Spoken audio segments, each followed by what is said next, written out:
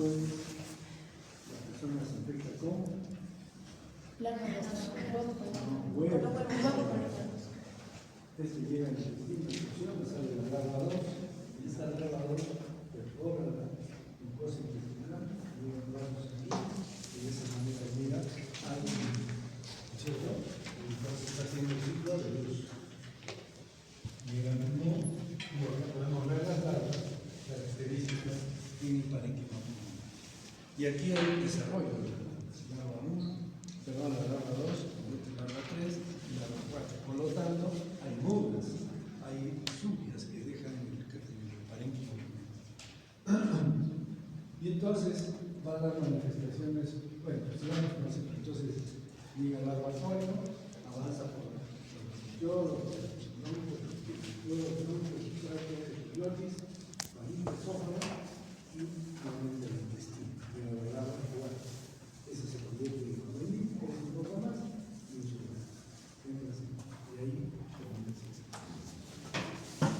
Habíamos dicho que uno de los pasos importantes es a nivel pulmonar, ¿no? Y esta es una imagen de condensación, que son muy grandes, aparece acá, y que el síndrome pulmonar tiene características propias, síntomas y signos, tos, expectoración intensa, fiebre, disnea, periférica en laboratorio, y una condensación cardíaca. Pero el adulto también va a causar daño, así como la larva causa daño a nivel intestinal cuando perfora, o a nivel pulmonar, el adulto también causa daño. ¿Y qué daño causa? Fundamentalmente es daño expoderante, porque no causa otro tipo de daño ya que está en la luz del intestino. Y entonces al estar en la luz del intestino, simplemente se desplaza, se alimenta, y por eso causa daño expoderante. ¿Qué significa? Que sustrae vitaminas, sustrae carbohidratos, grasas, proteínas. Están listas para ser absorbidos por nuestro organismo. O sea que hay esta sustracción de alimentos.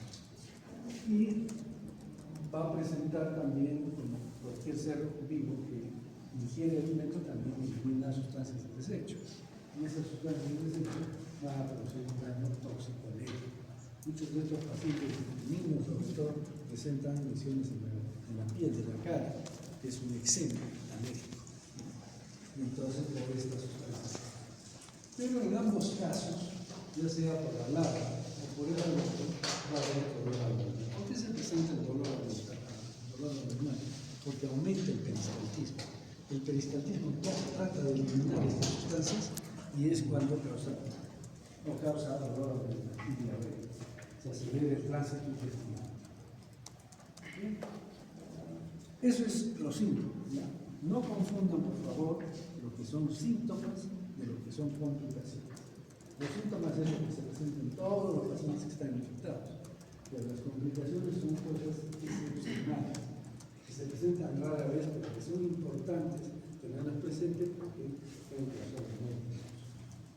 Y entonces se dividen estas complicaciones en dos tipos: cuando las infecciones son leves y cuando las infecciones son intensas, es decir, que tienen muchos gusanos, más de 50 gusanos, ya estamos hablando de infecciones intensas. Y entonces, si tiene 3, 4 gusanitos, es una infección leve. Y cuando son pocos los gusanos, sucede que no quieren quedarse en el intestino, se sienten muy solos.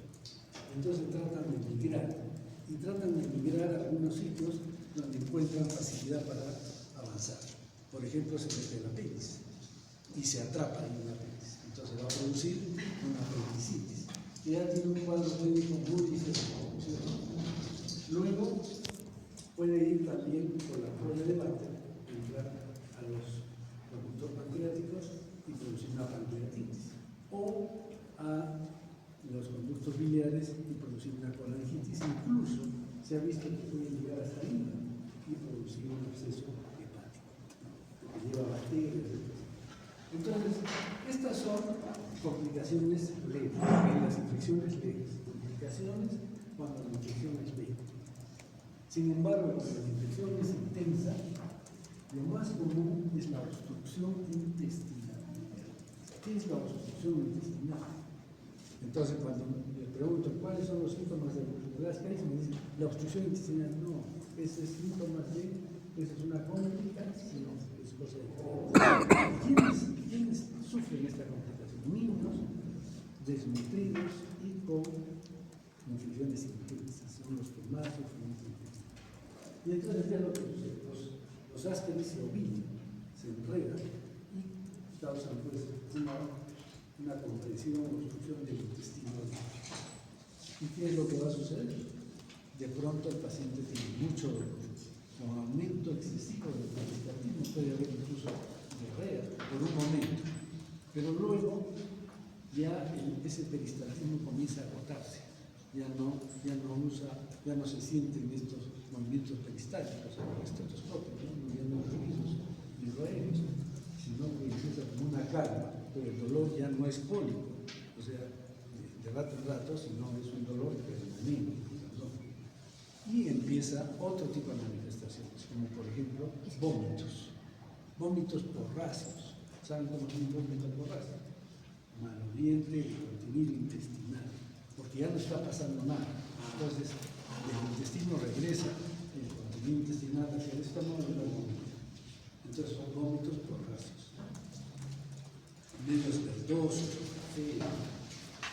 y después hay otro dato importante, ya no hay ni gases, no hay eliminación de gases ni de heces. ¿Por qué? Porque ya se produjo un indio para mecánico entonces ya no hay ruidos, ya no hay eliminación de heces ni gases y el paciente empieza a tener mucho y empieza ya trastornos generales, ¿no? Entonces, este paciente, si es que se le deja así, ¿qué va a pasar?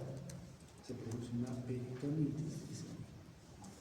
Entonces, tienen que tener mucho cuidado con los pacientes con esta complicación. Hay dos formas de actuar aquí. El médico tiene que actuar de la siguiente forma. Si la obstrucción ha sido recién empieza, lo ha estado examinando el paciente y recién ya empieza un cuadro de ilio paralítico, entonces se puede usar la piperacina. Es una droga que vamos a ver en el tratamiento que produce parálisis flácida. Y esta parálisis flácida hace que el gusano comience a soltarse un poco y puede ser que se desorine, ya se desata y puede eliminarse. Esa es una buena posibilidad porque ahí ya se soluciona el problema. Pero no en todos los casos sucede, en algunos casos puede suceder, cuando es recién. Pero si no, ya el ovillo ya se estableció, ya se ha necrosado la mucosa, eso es clínico. Tienen que consultar al cirujano para que lo tenga. Y el cirujano va a extraer toda esta masa de Ascaris. Entonces, miren, esto es lo que pasa en el intestino, se orina, ¿no es cierto? Y entonces el paciente va a tener mucho dolor, vómitos, balonamiento abdominal. Y entonces, ¿qué es lo que vamos a tener? Esto va a ser el cirujano, ¿no es cierto? Va a extraer toda esta asa intestinal llena de ascas. Tiene que hacer una anastomosis terminal, sacando todo ese pedazo de asa intestinal que ya está necrosada y además está conteniendo gran cantidad de gusanos. Entonces, estas son las complicaciones. Entonces, esas son complicaciones. Pero ¿cómo yo sé que un paciente no tiene complicaciones, pero tiene Ascaris? Generalmente vamos a ver el diagnóstico y el seno, ¿no? Y es un niño desnutrido que vamos a ver ahorita en el diagnóstico. Pero esta es la patología, la complicación. El diagnóstico. Entonces, el diagnóstico se tiene que preguntar del TCD. Es un niño que viene a la consulta y ¿de dónde es este niño? Vengo de Quillabamba, de Puerto Maldonado. Entonces ya tengo que estar pensando en los parásitos. Cuando ustedes vayan a la selva, van a ver los niños caminando por la calle, desnutridos, ¿no? Tienen el pelo rojizo, toda la desnutrición, el abdomen balonado, les dicen ruchizapas, ¿no? El abdomen muy balonado. ¿Por qué está balonado el intestino? Deficiencia de proteínas. Muy bien. Hay una deficiencia de aluminios, sobre todo, entonces las paredes son flácidas, los músculos son flácidos y los gases hacen que se distinguen fácilmente. Entonces, eso es un entonces, tenemos que estar pensando en estas fases. Y lo interesante es que no solo tienen ácidos, como vamos a ver después, tienen tricocéfalos, tienen alucinarios, porque son parásitos que son de la sombra y se adquieren de la misma manera. Entonces, ese es el problema. Entonces, el antecedente es importante. Luego, los síntomas, que hemos dicho, todos los síntomas, ¿no?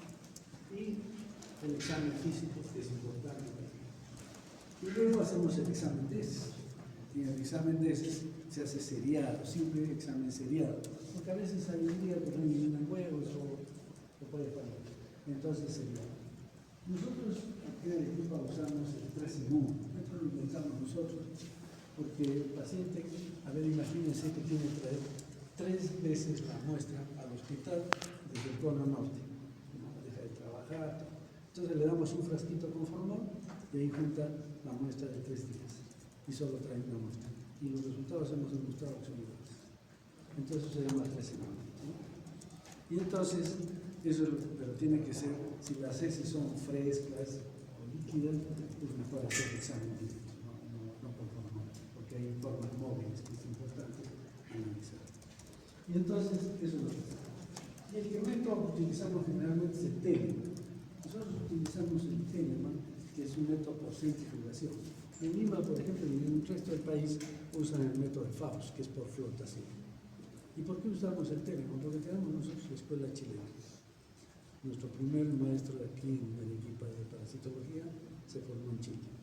Entonces los chilenos usan eso y él empezó así, y ya nos hemos acostumbrado y usamos el Telemann. Bien, pero este es un método cualitativo. Me dicen, ¿tiene o no tiene huevos verdes? Nada más. Pero si yo quiero saber la intensidad de la infección, entonces utilizo, hay varios métodos, pero uno de los que usamos es el CATO-CATS. El método de CATO-CATS es un método muy ingenioso que les van a explicar en la práctica, pero que utiliza 50 miligramos de heces, nada más. Es una plaquita con un agujero que ahí se ponen las heces y justo entran 50 miligramos. Y entonces con esos 50 miligramos se extiende la lámina, se le pone verde a la glicerina para que aclare las heces y verde malaquita para que colore el huevo. Y se cuentan todos los huevos que hay. Entonces ya sabemos cuántos huevos hay en 50 gramos. Multiplicamos por 20 y sabemos cuántos hay por gramo.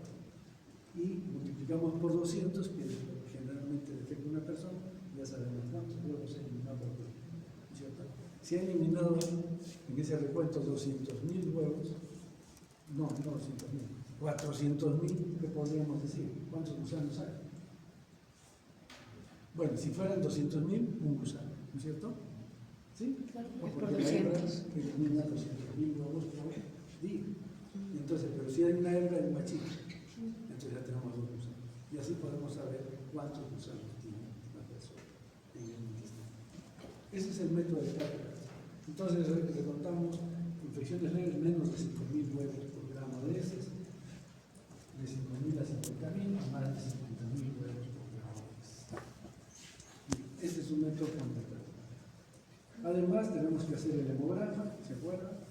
Para el eosinofilia, por tanto, la radiografía de tórax. Mientras está la radiografía de tórax, entonces así completamos el libro.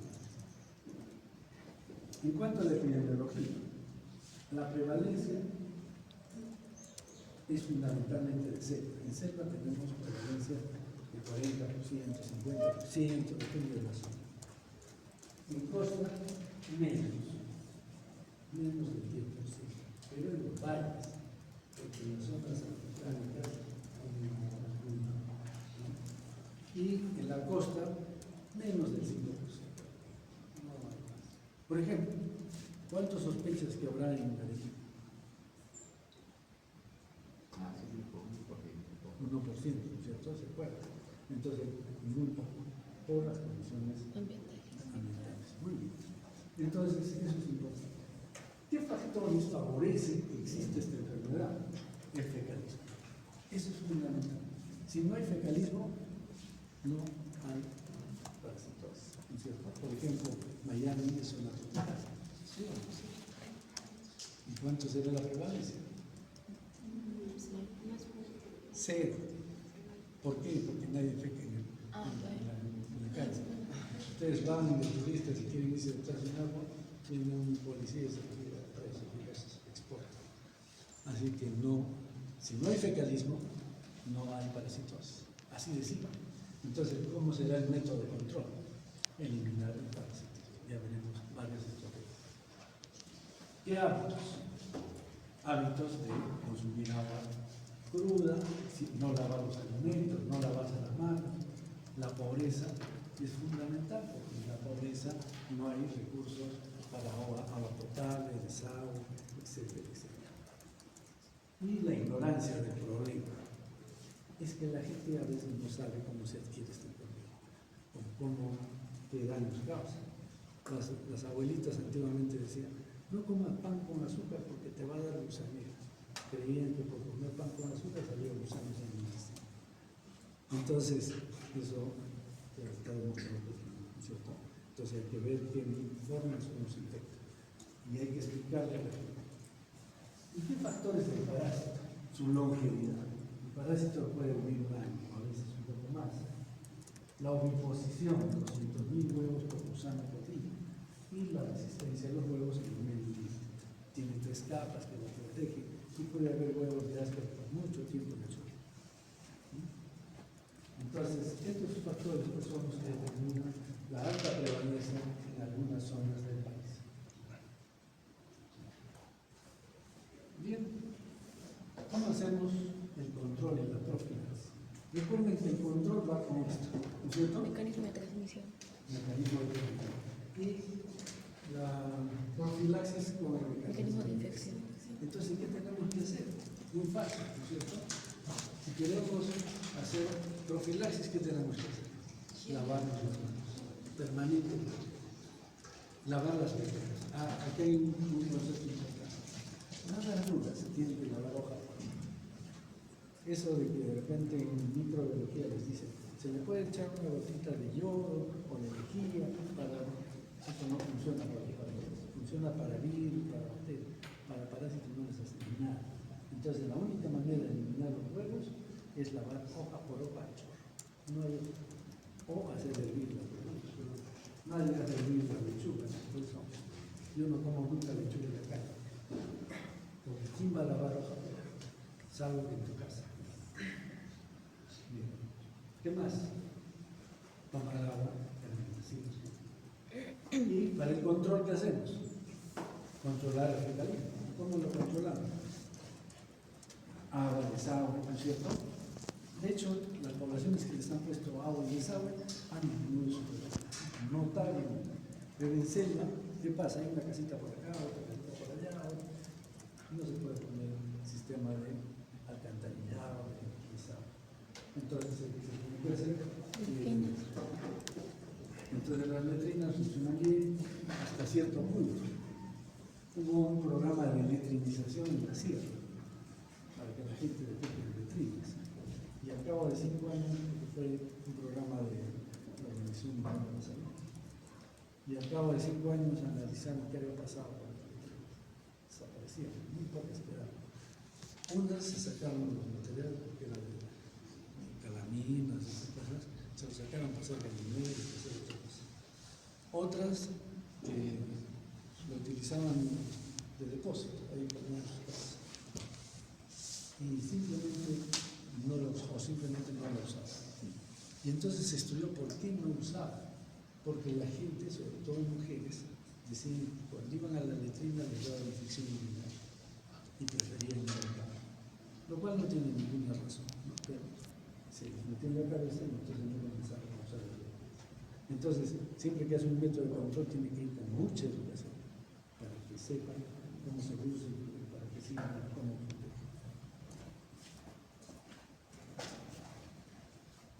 ¿Qué más tenemos que hacer? Pues la educación, que es lo que les estoy diciendo.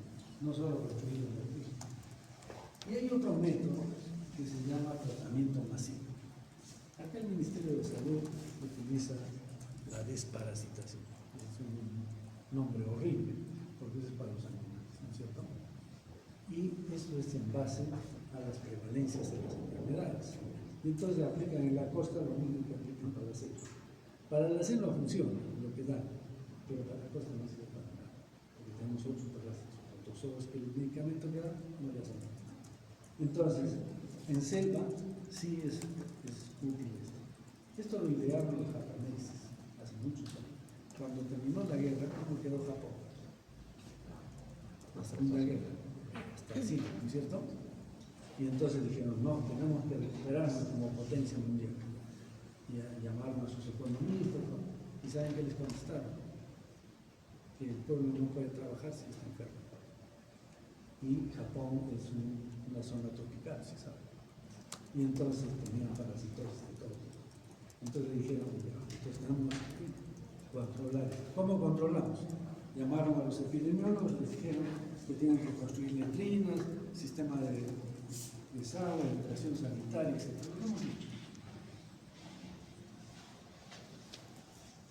Y entonces dijeron, ¿en cuánto tiempo vamos a tener ya la gente sana? ¿No es cierto? 10 años, 15 años, eso no sirve. Tiene que ser ya. Entonces llamaron a sus farmacéuticos y les dijeron, ustedes tienen que producir un medicamento que sea de amplio espectro, o sea, que mate a varios gusanos a la vez. Segundo, que no tenga efectos indeseables importantes, que sea una sola dosis para niños adultos, ¿no? Y que sea barato.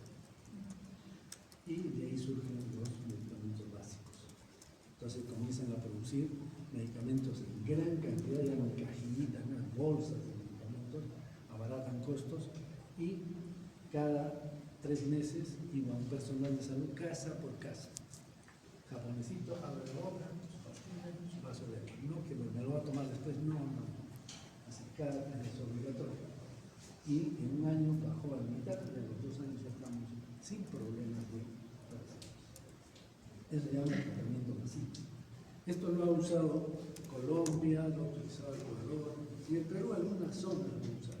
Y acá lo están usando, espero que llegue ahora con este, entre comillas, desparasitación que dicen. Entonces, puede funcionar, pero tiene que hacerse un estudio previo para ver cuál es la prevalencia y ver qué medicamento voy a dar. No es así. Bien, eso es tratamiento masivo, pero como medida de control. Y el tratamiento ya individual es como estas drogas. El fosfato de climaterio es una droga muy antigua que se sigue usando. Viene ahora con combinaciones, etc., que produce parálisis espástica, o sea que se pone duro el gusano y se elimina. Aquí estos medicamentos no lo matan al gusano, lo paralizan. Y el intestino se encarga de la piperacina que les dije, ¿se acuerdan? Esta produce parálisis flácida. Entonces nunca van a mezclar estos dos medicamentos. Porque no saldría. Se anula. El albendazol es otra droga ya más moderna que se utiliza y que, digamos, hasta cierto punto se usa con mayor frecuencia porque es una sola dosis y se acabó el asunto, ¿no? Entonces, esta droga es muy útil una sola vez y funciona muy bien para Asperger. Mebendazol también funciona muy bien, pero se usa 3 días. 100 miligramos 3 veces al día por 3 días. Entonces, también es efectivo. Esto sí ya es cuestión de tiempo. Bien, con eso terminamos la parte de Asperger. ¿Alguien quiere dar una pregunta?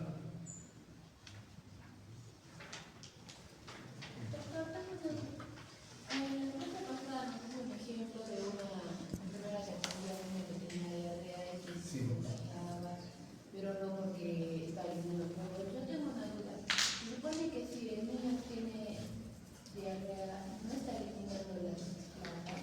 O sea, ¿por qué está eliminando los niños sin diarrea? Porque está en la misma está provocando No se elimina. Lo que sí se elimina es el adulto, en algunos casos, porque se muere o simplemente está la diarrea que puede eliminar adultos. Y ya no tienen la fuerza suficiente para seguir permaneciendo en el intestino y se eliminan. Y entonces muchas veces ustedes van a ver que la familia, la madre viene, hijito, eliminar el gusano. No trae el gusano en receta. Por eso es que nosotros les enseñamos para que lo conozcan. Porque a veces traen una lombriz de tierra, porque lo ficó en el suelo y había una lombriz ahí. Entonces no tienen que distinguir. Entonces el diagnóstico que también se hace por eliminación de los adultos.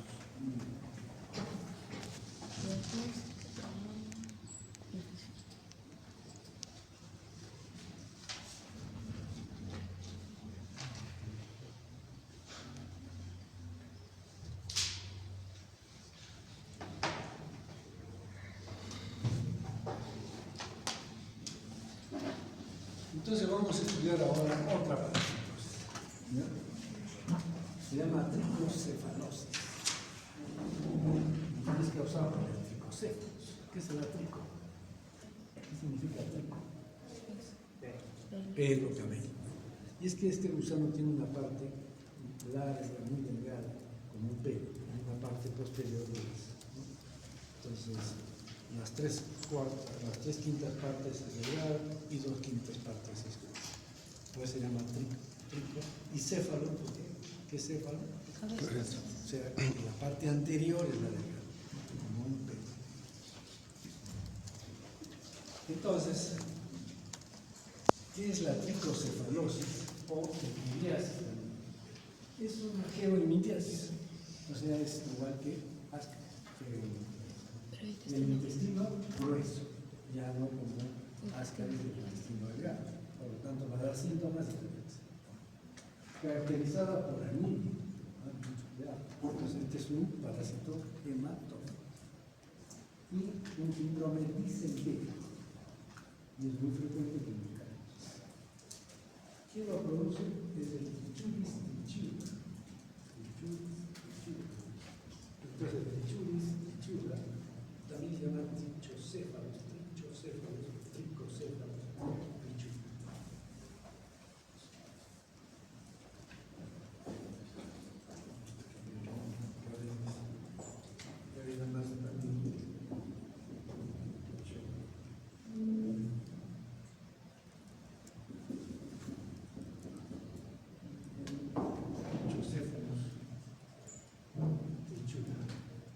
Cuando dice tricho, es trico, se pronuncia trico, tricocéfalos. Entonces, este es otro gusanito que es importante para saber.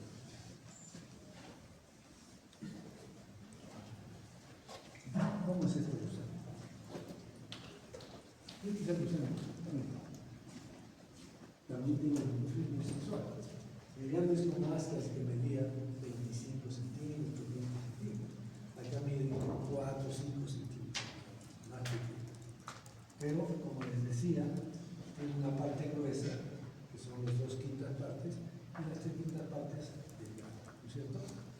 Y acá hay hembras y machos. ¿Cuál es el macho? Más pequeño. El de la derecha, ¿no es cierto? El más pequeño, y además la parte posterior está enroscada. Igual como hemos visto para. Entonces, estos son de color blanquecino, blancos, y como ven, la hembra tiene una forma recta y el macho angosto. Y además, el macho tiene una espícula copulatis, Ascaris tenía 2 espículas copulatis, pero es bastante larga, muy visible en la preparación. Entonces, miren, en la hembra, por ejemplo, es la boca, y todo esto es el esófago. ¿Se dan cuenta? En toda la parte delgada está el esófago. Y entonces el esófago, si nosotros hacemos un corte de ese nivel, ¿qué es lo que vamos a ver? Que la cutícula no va alrededor de toda la circunferencia.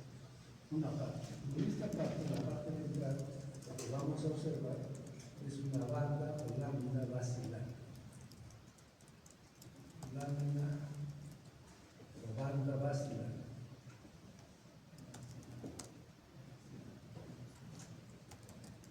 Y entonces son células. Y estas células tienen la función de secretar unas enzimas lípicas. ¿Para qué?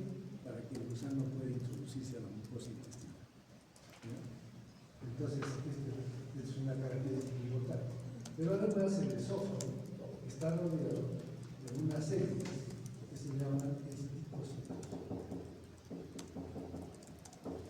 Imagínense que este es el esófago y mi mano es un esticocito. Y acá viene otro esticocito, y otro, y otro. Entonces lo que vamos a ver es el esticosoma. ¿Qué es el esticosoma? Todo esto, ¿ven? Cada uno de estos segmentos que están viendo es un esticocito. Es una célula que está rodeando al esófago. ¿Y para qué son estos esticocitos? También producen sustancias lípicas que van hacia la luz del esófago. Entonces, está preparado para poder invertir. También en microscopía electrónica se puede ver un estilete en el extremo, como una cuchilla muy finita, muy pequeña, no se ve en un adulto. Yo quiero ver los microscopios como son, muy pequeños. ¿Para qué sirve? Para cortar vasos, porque cortan los vasos para pisar. Bien, y en el perdón. Entonces hasta aquí es el esófago. Y en donde empieza la parte gruesa, viene el aparato ya completo, el aparato digestivo, que es el intestino, que termina en el extremo en el ano. Pero además, en esta unión de la parte delgada con la gruesa, se encuentra la vulva, y después la vagina, y después el útero, y el oviducto, y el ovario. Uno solo, un cuerpo. Hasta tenía dos, ¿se acuerdan? Este es solo uno. Y entonces, el útero con huevecillos, después el oviducto, y este es el ovario. Y eso es el aparato reproductor en la hembra. Y el macho también tiene la boca, también tiene el esticosoma, la boca, el esticosoma. Y en la parte gruesa, lo que vamos a ver es el intestino, que termina en la cloaca, lo que hemos dicho, ¿cierto? Y el aparato reproductor, que tiene el testículo, el conducto eyaculador, y termina en la cloaca. Además, tiene una espícula copulatriz. Bien, eso es entonces la morfología de este gusano.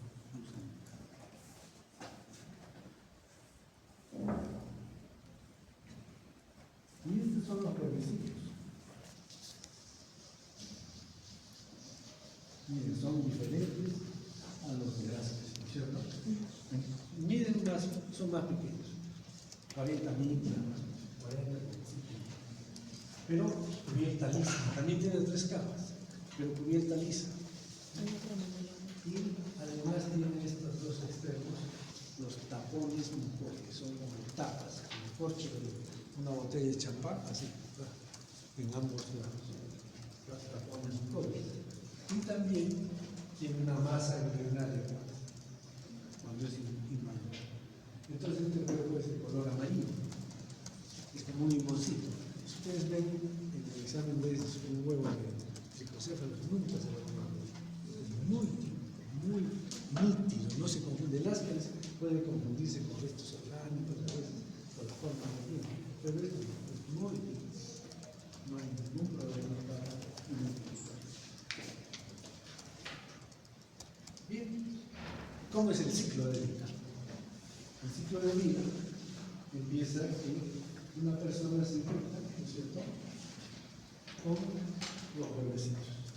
Huevos van a llegar al intestino, aquí eclosión, salen los tapones, sale la larvita, es una larva 1, y esta larva 1 tiene que desarrollar, ya como en el caso de Ascaris.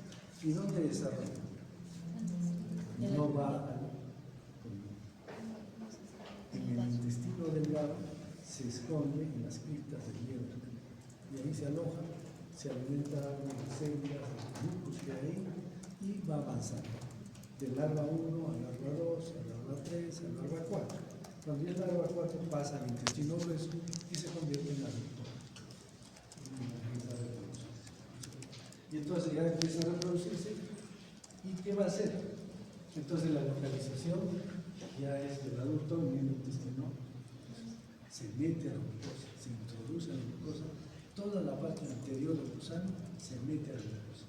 Si ustedes hacen una proctoscopía, ¿qué van a ver? Como que estarían clavados los chicos, solamente la parte esa posterior cerca. Lo demás, toda la parte de atrás está dentro de la mucosa. ¿Para qué? Para que no crezca.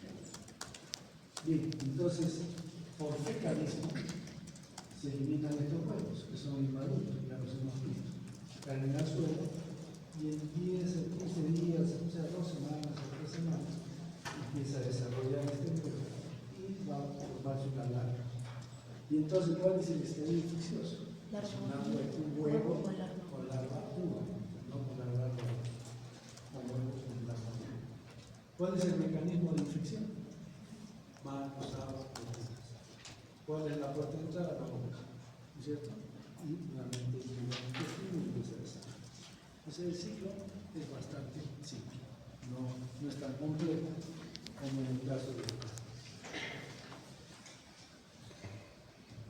Y entonces, ¿cuál es la parte?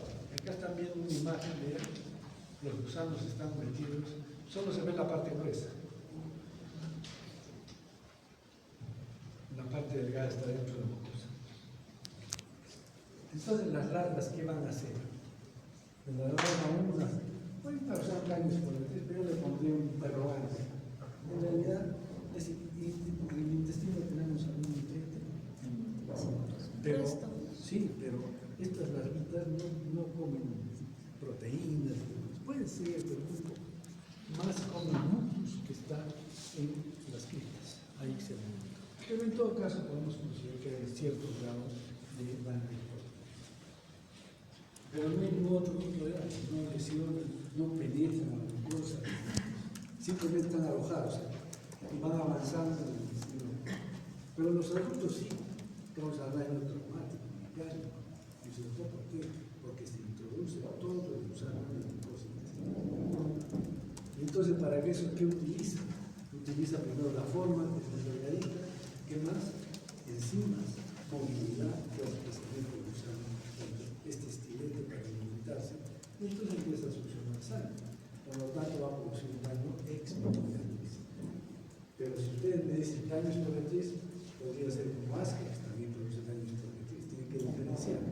Este es un daño exponencial, pero es sustracción de sangre. El intestino grueso del alimento, la sustracción de sangre. El otro era sustracción de alimentos. Y dicen que consumen cada gusano 5 microlitros por gusano. 5 microlitros. No es muy bueno. Hay otros que consumen más. Pero también este gusano está metido en la mucosa y elimina sustancias líquidas. Entonces produce un daño tóxico. Y por lo tanto, si hay daño traumático, daño toxicológico, va a haber una respuesta del organismo con un daño inflamatorio importante en la mucosa. Entonces toda la mucosa intestinal, el intestino grueso, va a estar inflamado.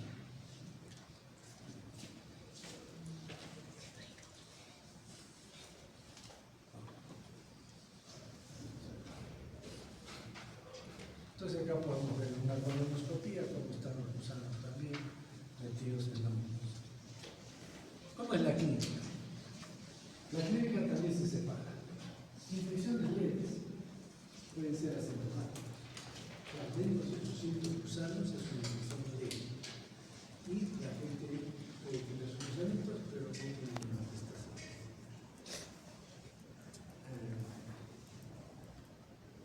¿Cómo sabemos que tiene? Porque se le hace un examen de otra causa y encontramos huevos de otra cosa. Pero si le preguntamos qué huevos tiene, pues son las síntomas. Pero ya en otros, en infecciones intensas sobre todo, ya viene un síndrome disentería. Porque antiguamente decían disentería. ¿Y qué es un síndrome disentería? Ese es con sangre y contenido del mismo intestino, en partes. Mucosa. Entonces, primero, es un paciente que tiene dolor abdominal, ¿sí? Que tiene diarrea, con deposiciones con moco y sangre, y con pujo y tenezo. Entonces, ¿qué es el pujo? Es el esfuerzo que hace la persona para defecar. ¿Y qué defeca? Mucho. Moco y sangre. ¿No? Y tenezo. ¿Qué es tenezo? Tenezo rectal. Esa sensación de que ir. ¿Y por qué se produce esa sensación? Porque los plexos nerviosos que están en la mucosa rectal está inflamado, es como que le dicen, la polla rectal está ocupada, tienes que ir al baño. Pero no es que está ocupada, sino que los nervios se están irritando por la inflamación. Y entonces esto es un síndrome muy típico de este caso. Pero infecciones intensas, no infecciones. Bien, entonces, pero además del síndrome disentérico, es una deposición con moco, con sangre. Hay anemia. ¿Y la anemia cómo se manifiesta? La anemia se manifiesta por palidez de piel mucosa, ¿no es cierto? ¿Qué más? Taquicardia, ¿no es cierto? Son pacientes con taquicardia, ¿por qué? Porque trata de compensar la falta de oxígeno. ¿Qué más? Somnolencia, se duermen, los chicos en el colegio se duermen. Entonces, estos son síntomas, pero ya cuando se exagera la anemia, hay otros síntomas. Por ejemplo, la pica o geofagia. Entonces, estos niños comen tierra. Con eso se siente esto, porque se les da tratamiento y se acaba la geofagia. Es igual como los pacientes con Addison. ¿Qué se comen los pacientes con Addison? Araña la pared de su ambitorio para comerse la sal que está en la pared, porque necesitan sal, necesitan clorosol. Entonces, es una manifestación rara. Entonces, estos tienen geofagia. Pero ya si la anemia, es que estos no van solos, otros parásitos, van con otros parásitos más. Y entonces se produce a veces anemias severas. Y ya tenemos dedos en el carbón, problemas en el de las uñas, etc. Ya ustedes saben lo que tienen. Y puede haber también desnutrición. Complicaciones, igual que Ascaris también hay complicaciones. ¿Y qué complicaciones? El prolapso rectal. El prolapso rectal se presenta en los niños desnutridos y con infecciones intensas. ¿Ya? Y entonces, ¿qué va a hacer? El niño de repente va a defecar y el niño se construye toda la mucosa intestinal. ¿Qué está viendo acá? Los gusanos, ¿no? Que es la parte gruesa. Se ven los gusanos, ¿no? Entonces esto es un problema, ¿no es cierto? Ya digas tú, si tienes un paciente que viene con esto. La policía era de que primero recoger una muestra y luego tratar de hacer manualmente la intrusión de... Claro. Hay que... Bueno, si la reducción no puede ser carne, no hay problema. Entonces, pero hay que hacer la reducción de la protrusión, ¿no? El prolapso. Se reduce, se pone guantes, pero si usted se retira, se va a salir. Entonces hay que hacer la reducción y vendar al paciente. Le ponen la venda en toda la pelvis para que se junten los glúteos y no pueda salir. Y le da tratamiento, por supuesto, antiparasitario. Si eso no es suficiente, 2 días, 3 días, ya tiene que entrar cirujano. Entonces, ese es el tratamiento. Y la otra complicación de este gusanito, como viene en el intestino grueso, también se puede meter a la pelvis y también produce sepsis. Y acá miren, esta es la cutícula del pescado, y esto que es la lámina vacía. ¿Sí? Y acá estamos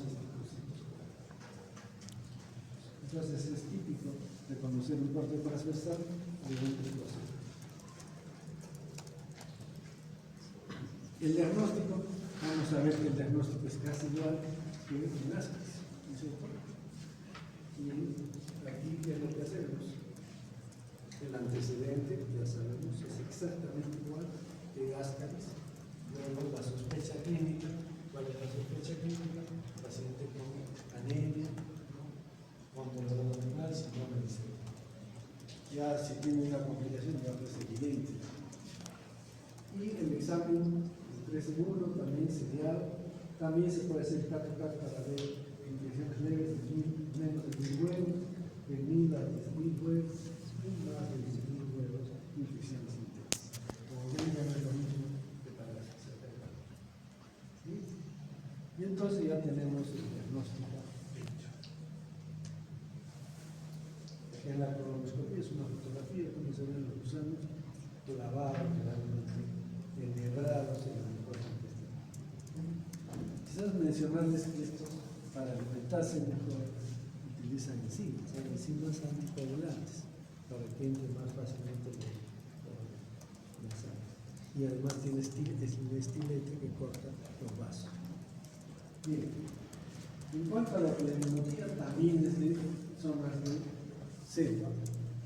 Y entonces tenemos prevalencias en costas y reserva.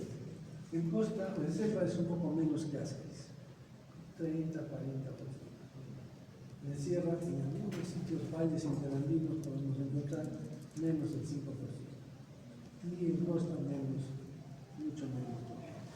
Es raro encontrar en costa estos efectos. ¿Bien? ¿Qué factores? Igual. ¿Sí? Estos factores del hombre, ¿cuáles serán? Nuevamente el fecalismo. Entonces el fecalismo, como ven, es un problema serio para que existan todas estas parásitos.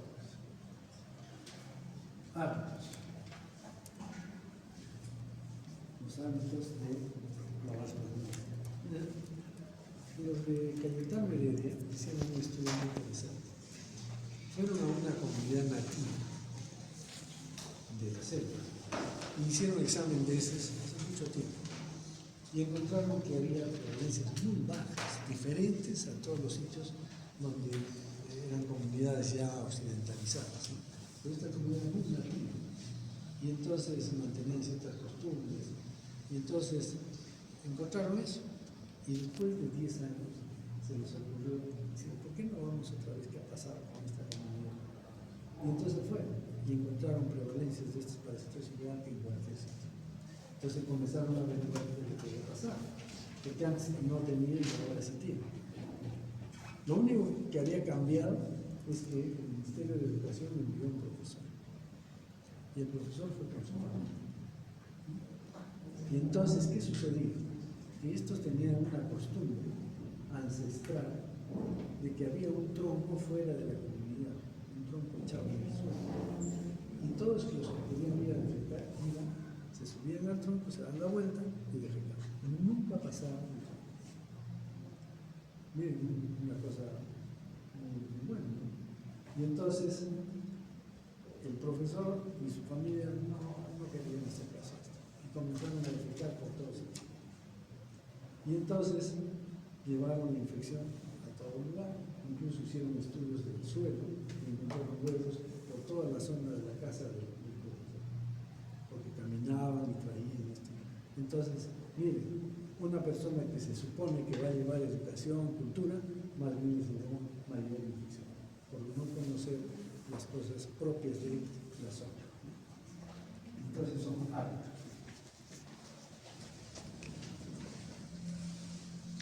La pobreza, igual que en el caso de Ascaris, se reporta.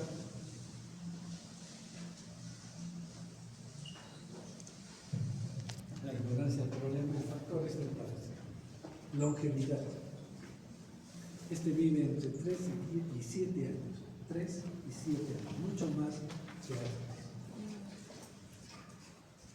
La ovoimposición coloca menos. Ascaris, ¿cuánto comía? 200.000 huevos. Por gusano.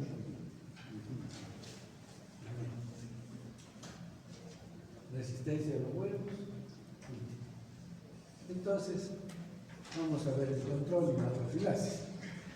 Será lo mismo que para Ascaris, ¿no es cierto?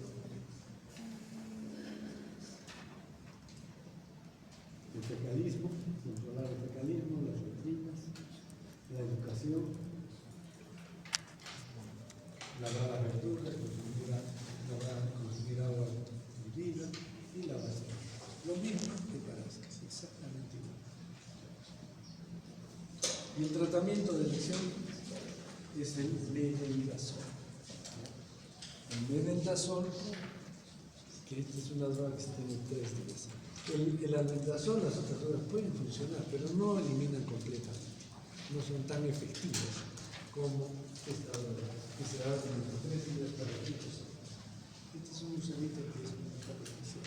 hablaste del intestino grueso y eso también, ¿no? Entonces el mebendazol sí es una droga efectiva para este.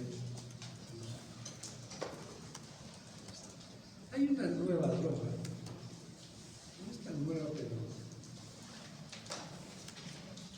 han oído hablar de la ivermectina, que se utilizó en el COVID, para el COVID, dejó muchos problemas, ¿no?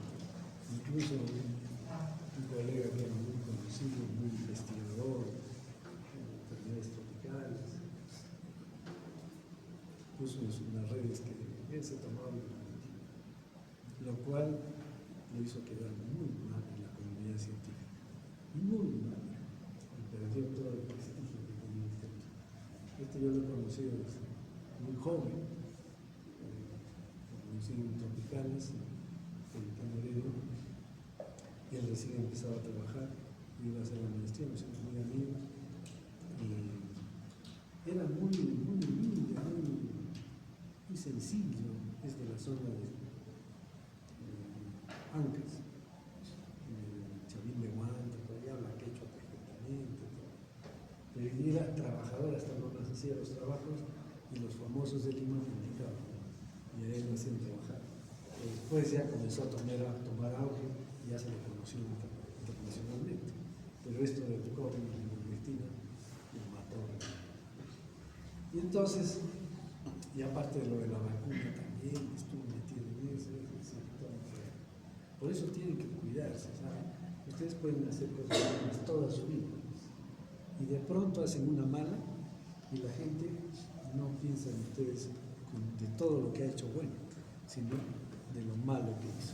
Eso es, digamos, lo que los identifica. Entonces hay mucho cuidado en las cosas que se hacen.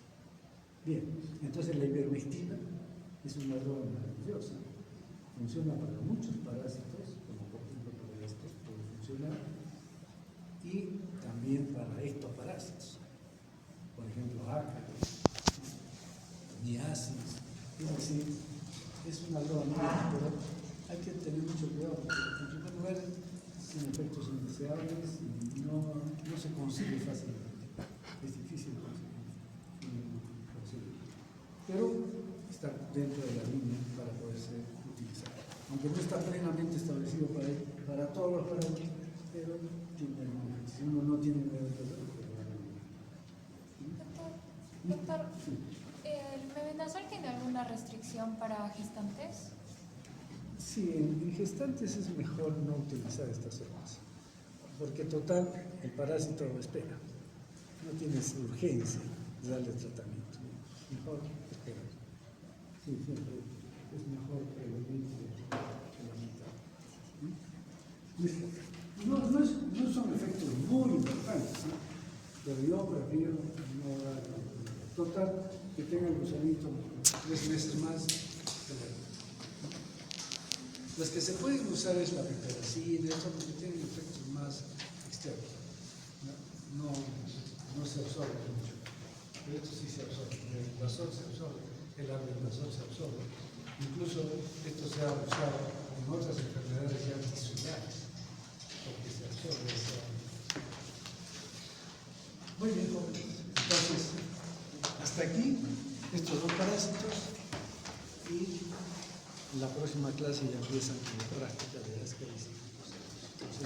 Doctor, este entra también en el grupo de nemátodos, ¿no? Porque es medio circular. Sí, todos son nematos y además son el mismo. Mitos, pero nematos. Todavía seguimos con nematos, uno más.